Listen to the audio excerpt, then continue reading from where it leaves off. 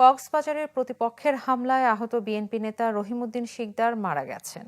সকালে চট্টগ্রামের একটি বেসরকারি হাসপাতালে তার মৃত্যু হয়। নিহত রহিম সদর উপজেলা বারুয়াখালী ইউনিয়ন বিএনপির যুগ্ম সম্পাদক। পূর্ব বিরোধের জের ধরে গত রোববার তার উপর হামলা চালায় প্রতিপক্ষের লোকজন। এতে গুরুতর আহত হন তিনি। তার স্বজনদের অভিযোগ, জামায়াত নেতা আব্দুল্লাহ আলম নোমানের নেতৃত্বে রহিমের উপর হামলা হয়। নোমানের সাথে রহিমের আগে থেকে বিরোধ ছিল। নোমান ফাতের ঘোনা ইউনিট জামায়াতের আমির। ঘটনায় জড়িতদের মধ্যে মিজানকে গ্রেপ্তার করেছে পুলিশ। আক্রমণ করলো আমার জামায়াত ভাই জাহিদকে। আক্রমণ করার পর শুনে আমার আপন ভাই রহিম এবং আমার ভাইরা ওখানে গেছে, কি জন্য আক্রমণ করলো দেখার জন্য গেছে।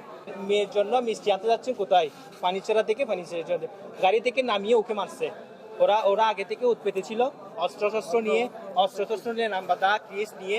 তিনটি মেয়ে, একটা 2 মাস আগে একটা ছেলে সন্তান হয়েছে, মোট 4টি ছেলে ছোট ছোট। তাদেরকে এতিম করে দিয়ে যারা আজকে এই ঘটনা ঘটেছে, আসলে আমাদের বলার কোনো ভাষা নেই। গুপ্ত সংগঠন বাংলাদেশের যারাদেরকে রক্ষা নামে পরিচিত সেই বট বাহিনী, শিবির এবং জামাত কর্তৃক এই হামলা পূর্ব পরিকল্পিতভাবে এবং উদ্দেশ্য প্রণোদিতভাবে হামলা চালিয়ে